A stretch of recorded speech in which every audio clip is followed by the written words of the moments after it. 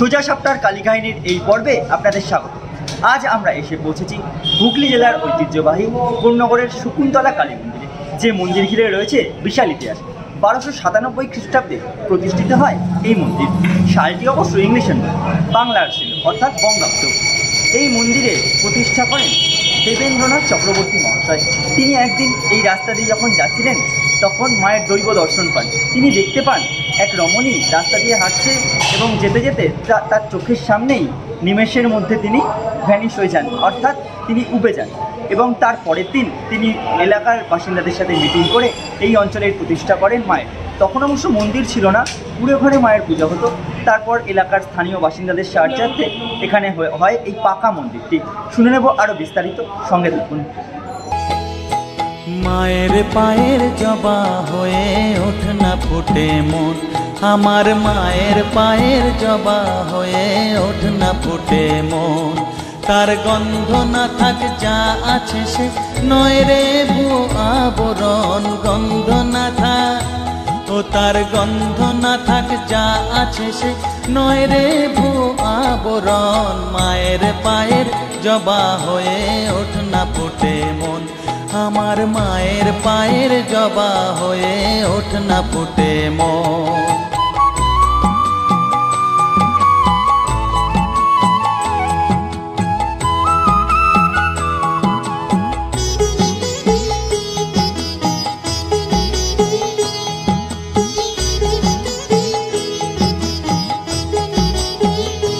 জানি জুই মালতী হায় কত গন্ধ যে ছড়ায়, তবু ঘরের ফেলে পরের কাছে নিজেরে বিলায়।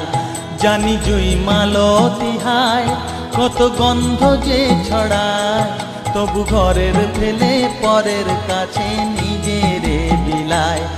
ওরে তোর মতো যে নেই কো তাদের মায়ে পয়ে আলাপন, তোর মতো যে ও মন তোর মতো যে নেই গো তাদের মায়ে পয়ে আলাপন। মায়ের পায়ের জবা হয়ে ওঠ না ফুটে মন, আমার মায়ের পায়ের জবা হয়ে ওঠ না ফুটে মন।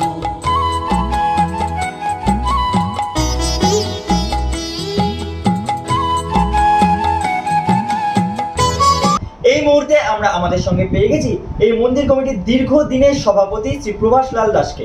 আমরা সরাসরি চলে যাব তার কাছে। এই মন্দিরের তো বিশাল ইতিহাস রয়েছে, সেই ইতিহাসটা একটু সংক্ষেপে জানান, কিভাবে শুরু হলো এই পুজো? প্রথম কথা হচ্ছে যে দেবেন্দ্রনাথ চক্রবর্তী বলে এক ব্রাহ্মণ, তিনি তার যজমানের পুজো ছেড়ে বাড়ি ফিরছিলেন। এখন থেকে অরবিন্দ বিদ্যাপীঠ বঙ্কিমচন্দ্র স্ট্রিট ওইখান দিয়ে যখন বাড়ি ফিরছেন তখন পথের ধারে তিনি একটি নারীর মূর্তি দেখতে পেলেন এবং যখন এগিয়ে এলেন তার বাড়ি বাঞ্ছারা বৃত্তির লেনে তিনি ঢুকবেন, তখন দেখলেন সেই নারীর মূর্তি। তিনি বললেন, মা একটু এগিয়ে যাও, আমি ঢুকবো। তারপর নারীর মূর্তি একটু এগিয়ে গিয়ে মিলিয়ে গেল। উনি বাড়ি চলে গেলেন। রাত্রের স্বপ্ন দেখলেন ওখানে যেন মা যেন চলে গেল। এরপর বাড়াবাড়ির কর্তৃপক্ষ বা না, এরপর কিছু মানুষজন তারা ভাবছিল যে একটা করবেন, মায়ের পূজা করবেন। তারা একদিন একটা সভা করলেন। সেই সভাতে ডাক, তখন সভাকে বলা হতো ডাক, সেই ডাকে দেবী চক্রবর্তী নিমন্ত্রিত হলেন। তিনি রাত্রের স্বপ্নের কথা এবং তার আগে মায়ের দর্শনের কথা, নারী মূর্তির কথা তিনি বললেন। তখন সেই শুনে তখন সবাই বললো, তাহলে ওইখানে পুজো হোক যেখানে নারী মূর্তি মিলিয়ে গেছে, ওটাই মায়ের পীঠস্থান, ওখানে পূজা হোক। তারপর সেখান থেকে পুজো আরম্ভ হলো। 1297। এই জায়গার নাম শকুন্তলা কিভাবে হলো? শকুন্তলা নাম হলো এখানে গাছ ভর্তি, একবার তখন তো কতগুলো গ্রাম, চারিদিকে গাছপালা, রাস্তা। এই যে রাস্তায় এত বড় সেখানে সুটকি রাস্তা, কোথাও মাটির রাস্তা। সেই অঞ্চলে এই অঞ্চলটা ছিল গাছের ভরা। পেছন দিকে ফলের বাগান, আনারসের বাগান, আর ছিল গাছ, বড় বড় গাছ, কি বলে অশোক গাছ, পাকুড় গাছ, বট গাছ, এই সমস্ত গাছে শকুন পাখি বাসা বাঁধত। তাই লোকে বলতো শকুন্তলা, শকুন্তলা, শকুন গাছ এখানে আছে। সেই শকুন যে গাছে থাকতো তার তলাতে গাছ, তাই সেই জায়গাটা শকুন্তলা। সেই থেকে বলতো লোকে শকুন্তলা শ্রীলক্ষ্মীর কথা। এই অঞ্চলের সাথে জড়িয়ে রয়েছে দ্বিতীয় বিশ্বযুদ্ধেরও ইতিহাস।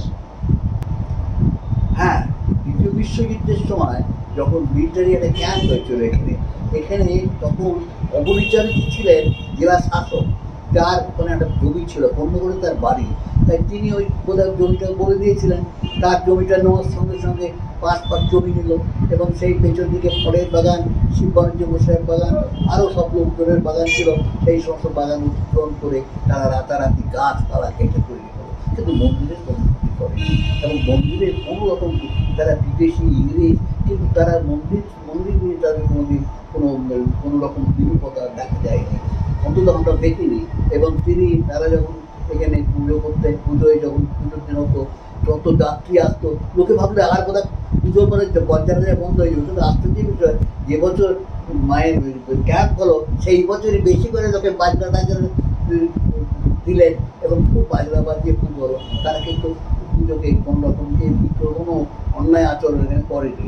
এমনকি তারা ওই দিন এত ভক্ত দেখে তারা এখান থেকে কিন্তু রিক্সের তাদের ট্রেনিংয়ের জায়গায়, সেখানে রিক্সে এই রাস্তা দিয়ে তারা যায়নি, তারা ঘুরে তাদের গাড়ি নিয়ে গেছে।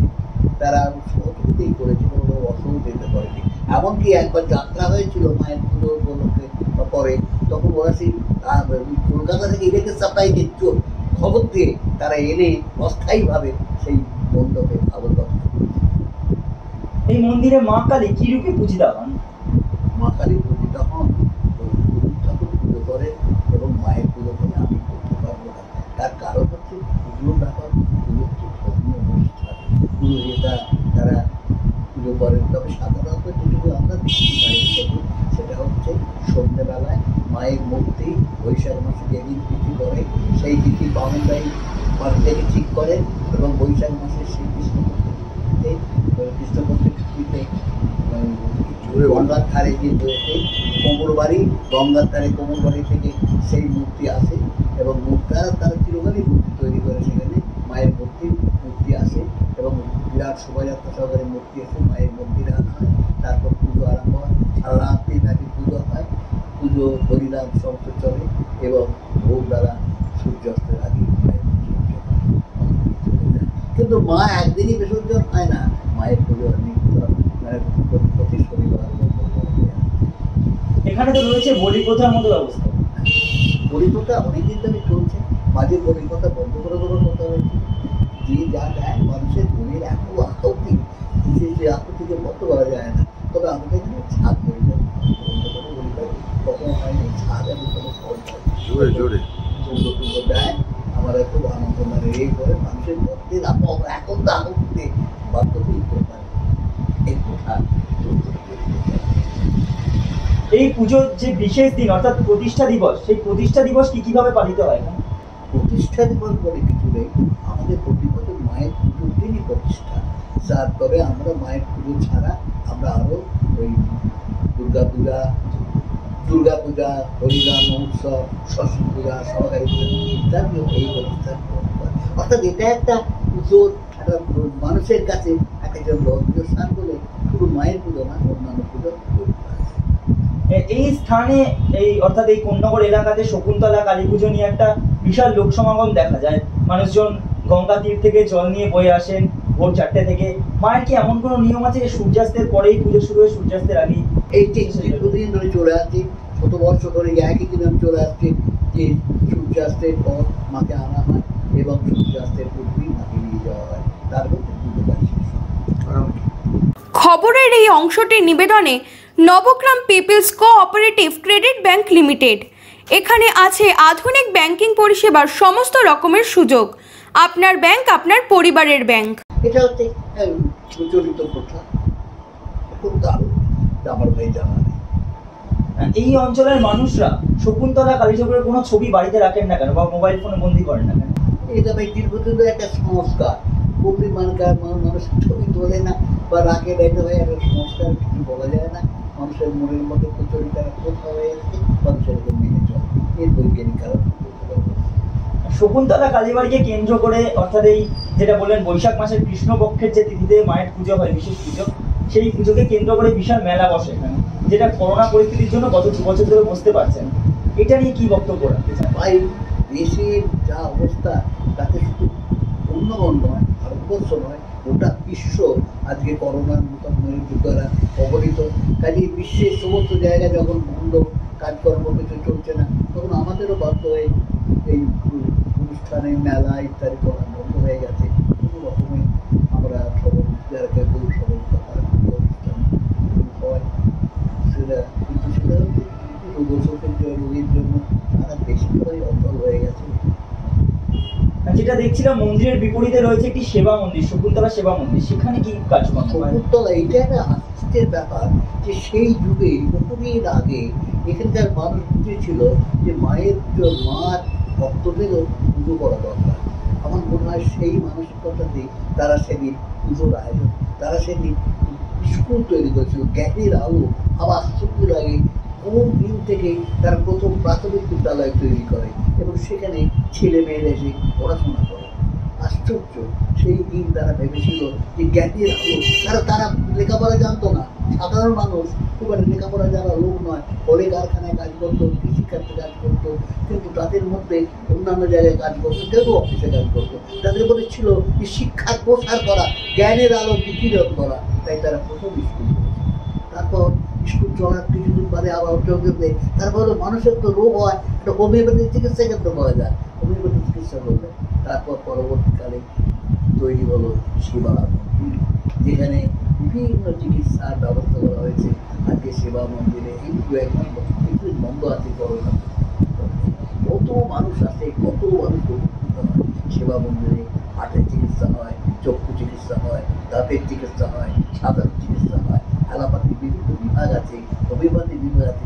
এক যেন চলমান ছিল, মানুষ যেন প্রতি মুহূর্তে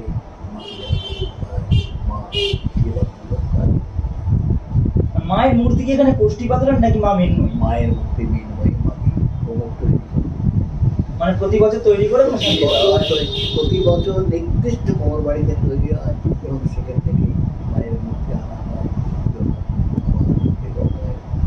মূর্তিটাকে মাকে ছিল জাগ্রত। মাকে ঘিরে কোনো অলৌকিক ঘটনা মনে পড়ছে যা একটা মিথ হয়ে রয়েছে? মাকে কি অলৌকিক শুধু অলৌকিক হয়, অলৌকিক বলার কিছু নেই। বা জাগ্রত মানুষ, ভক্তরা বিভিন্ন সময় ধর্ণা দেওয়া মানে কি, করতে দেওয়া মানে কি, মানুষ বসে আছে, আমার এই অসুখটা ভালো করো, আমার ছেলের অসুখ ভালো করো, আমার এই বিপদ থেকে রক্ষা করো। তারপর সে রাত্রিবেলা পরের দিন সে যখন ছায় বুঝতে পারে বা কোনো জিনিস সেটা বুঝতে পারে যে তার মনস্কামনা পূর্ণ হচ্ছে, এই করতে দেওয়ার মধ্যেই তো মায়ের অলৌকিক কথা। আপনি সভাপতি থাকাকালীন সময় কোনো বিশিষ্ট মানুষ এসেছেন এখানে? আমি সভাপতি থাকাকালে আমি চেষ্টা করেছি, প্রথম কথা মায়ের পুজো তো কিছু করার নেই, মা তো নিজেই জাগ্রত। আমি সেবা ভবনের জন্য চেষ্টা করেছি, যাতে করে সেবা ভবন তৈরি হয়।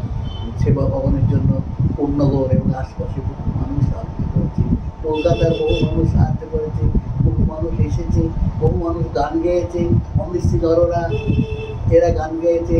তারপর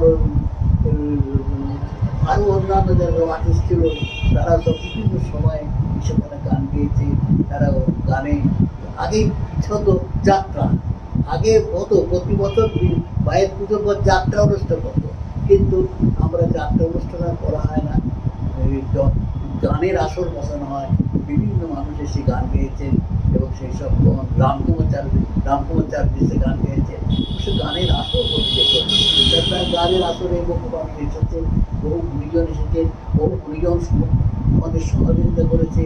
দেশে এই বড় বড় শিল্পপতি বড় নয়, যারা আমাদের মায়ের ভক্ত, আমার যেসব শিল্পপতি তারা সাহায্য করেছে। আমার শ্রীরামপুরের স্বরাজ সাহায্য করেছে, সব মানুষই যার যেটুকু। আমরা যখন সেবা ভবনের নাম করে লোকের বাড়িতে টাকা তুলতে গেছি, তখন কোনো লোক না বলেনি, যে যা পেরেছে দিয়েছে, যে যা পেরেছে সাহায্য করেছে। এই যে ভয়, আমরা হয়তো সবাই নাম ছড়াতে পারিনি, বিভিন্ন সময় সব কাগজপত্র ঠিক মতো রাখা যায়নি, তাই নাম হয়তো সব ধরনের জানি। কিন্তু আমি এই আজকে এখানে বলবো এই চ্যানেলে যে সমস্ত মানুষজন যারা দিয়েছে তাদের মায়ের প্রতি শ্রদ্ধা রেখে অকৃত্রিম ভালোবাসার শ্রদ্ধা নিয়ে তারা সাহায্য করেছে, সেই দান নিয়ে তৈরি হয়েছে সেবা ভবন আরও বাড়ি। বর্তমান যে পরিচালক সত্যি যারা কাজ করছেন, তাদের সভাপতি, তাদের সম্পাদক গোপাল, এরা সব অত্যন্ত মন দিয়ে, সুকুমার, এরা সব অত্যন্ত মন দিয়ে তারা কাজের পেছনে চলছে, তারা আরো ঘর বাড়ি বানাচ্ছে, আরো সুন্দর করে তৈরি করছে। সেবা ভবনকে মন্দিরের উল্টো দিকে নিয়ে চলে গেছে, যেখানে সেবা ভবন ছিল সেখানে তারা একটা মানুষের মঙ্গল অনুষ্ঠানের জন্য ব্যবহৃত করাতে আয়োজন দরকার করছে। তারাও নতুন পথে চলছে। আসল কথা হচ্ছে মানুষ পূর্ণগড়ে শকুন্তলা রক্ষাকারী মাতা কি শুধু পূর্ণগড় নয়, সারা দেশে বিদেশি পর্যন্ত ভক্তেরা যারা সব আসতে যায় তাদের অন্তরে জাগরিত। তাই এই পুজোকে কেন্দ্র করে যেমন ভক্তের সংখ্যা বাড়ছে, তেমনি সেবা মন্দিরকে কেন্দ্র করে দেখতে মায়ের সেবা নেওয়ার লোক বাড়ছে। আমরা চাই মায়ের এই সেবামূলক কাজ, মায়ের পূজা, মাকে ভক্তি করা মানুষের মধ্যে জাগরিত করা। শুধু শকুন্তলা কালীবাড়ি নয়, সারা পূর্ণগড় জুড়েই ছড়িয়ে রয়েছে নানান ইতিহাস। আপনার লেখাও আপনার এডিট করা একটি বই রয়েছে পূর্ণগড় ইতিবৃত্ত। সেই বইয়ের এডিটর হিসেবে কি দাবি জানাবেন প্রশাসনের কাছে এই সমস্ত ইতিহাস সংরক্ষণের জন্য? ভাই, আমার মনে হয় যে প্রশাসন যারা আছেন, হ্যাঁ একটা কথা বলি, বাইরে যাদের বলতে বলি, যখন যারা সব ক্ষমতায় থাকেন, যেমন কল্যাণ মানুষ যে সুদীপ বাবু, তারপরে এরা সব এসে মায়ের কাছে সব আসেন, সুদীপ্ত বাবু এরা সব মায়ের কাছে আসে, তারপর কিছুদিন আগে আরো সব মধুমিত্র এসব আসে, এসে মায়ের কাছে এসে তারা তাদের অন্তরের শ্রদ্ধা জানায়। তারা বলে বা স্বীকার করে যায় সবাই যে মা তারা তাদের যাই বল, আমরা চাই যে দেশের মানুষ তারা পূর্ণগড়কে কেন্দ্র করে, পূর্ণগড়ের এই মায়ের পুজোকে কেন্দ্র করে আরো বিস্তারিত করুন জনসেবা, আরো বিস্তারিত করুন মায়ের পূজা। ভক্তি যেমন একদিকে বাড়ো, তেমনি আর একদিকে বাড়ো জনসেবা। এই মন্দিরটি অর্থাৎ পাকা মন্দিরটি কিভাবে স্থাপন করা হয়েছে? শুরু থেকে পাকা মন্দির ছিল? ভাই, প্রথম ছিল তারপর আস্তে আস্তে পাকা মন্দির হয়েছে, বিভিন্ন মানুষের সাহায্যে হয়েছে। কেউ কখন তার বাড়িতে গেছি, তারা আগের থেকে আমি যখন এই প্রতিষ্ঠানের সভাপতি হয়েছিলাম, তখন যতদিন ছিলাম তার মধ্যে কিন্তু মানুষের কাছে গেছি, মানুষ সাহায্য করেছি। তার আগেই মন্দির তৈরি ছিল, এখানে ডালমিয়া কোম্পানি সহযোগিতা, আর কত কোম্পানি করে যে নাম করতে পারে না। তাছাড়া সাধারণ মানুষের চেষ্টা তৈরি হয়েছে। সামনেই তো কালী পুজো, সেই কালী পুজো উপলক্ষে কি বিশেষ কোনো পুজো হয়? কালী পুজো উপলক্ষে আমাদের একটু বললাম, আমাদের মায়ের এই বারোয়ারের যেমন দুর্গা পুজো, মায়ের প্রতিষ্ঠানে দুর্গা পুজো হয়, মায়ের মন্দিরে ঠিক পূর্ব দিকেই দুর্গা পুজোর মণ্ডপ আর দুর্গা পুজো হয়। তারপর হরিসভার বাসর পথে হরিসভা হরিনাম কীর্তনে হয়, আবার সরস্বতী পুজো হয়, আবার সমাকারী পুজো হয়।